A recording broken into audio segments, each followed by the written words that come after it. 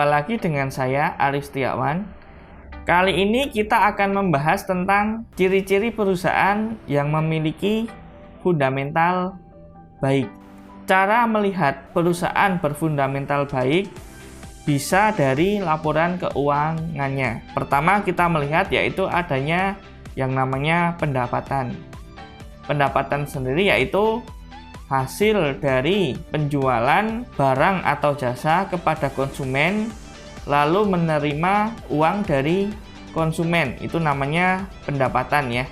Seperti bisnis pada umumnya, ketika kita jual apapun kita terima uang, itu namanya pendapatan. Lalu kedua, adanya laba bersih. Pendapatan itu berbeda dengan laba. Kalau pendapatan itu belum dikurangi dengan biaya, seperti misalnya biaya memproduksi suatu barang, biaya pajak, biaya operasional, seperti itu. Lalu kita perhatikan juga laba bersihnya. Apakah setelah dikurangi biaya-biaya tersebut perusahaan masih memperoleh laba atau tidak? Kalau perusahaan itu masih menghasilkan laba, perusahaan itu baik. Lalu kalau bisa perusahaan tersebut labanya selalu bertumbuh. Jadi kita bisa melihat dari tahun ke tahun laba sebuah perusahaan itu selalu bertumbuh. Lalu kedua juga berimbas kepada yang namanya ekuitas atau modal yang bertumbuh juga.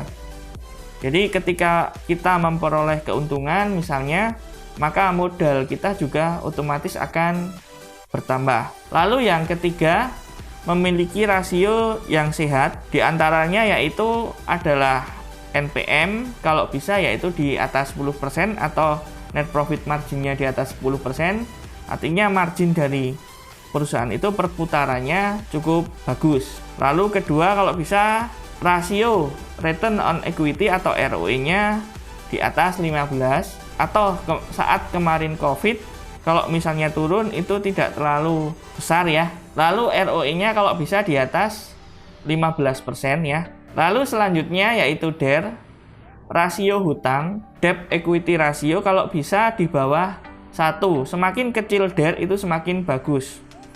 Lalu juga kita perhatikan juga perusahaan itu selalu membagikan dividen kepada pemegang sahamnya. Lalu yang terakhir, perusahaan itu dikelola oleh manajemen yang jujur dan kompeten di bidangnya. Untuk cara yang terakhir tersebut kita bisa melihat data dari track record manajemennya. Misalnya ada yang namanya Pak A di sebuah jajaran manajemen perusahaan, kita bisa melihat track record perusahaan yang pernah dikelola oleh Pak A tersebut.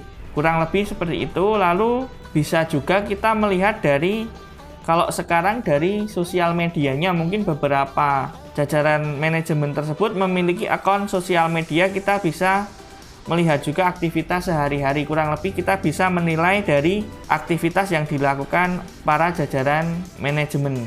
Seperti itu ya. Untuk melihat rasio tersebut, kita bisa dari sistem HOTS Mire Asset, yaitu di menu Information lalu Financial Statement. Untuk data-data di HOTS sendiri sudah diolah ya. Jadi kita tidak perlu menghitung secara manual. Lalu bisa juga di menu Stock Price di Neo HOTS Mire Asset, itu di menu Stock Price lalu ada namanya menu finansial. Di situ kita bisa melihat rasio-rasio dari perusahaan yang sudah go public. Sekian tips dari saya. Jangan lupa like, komen, dan share.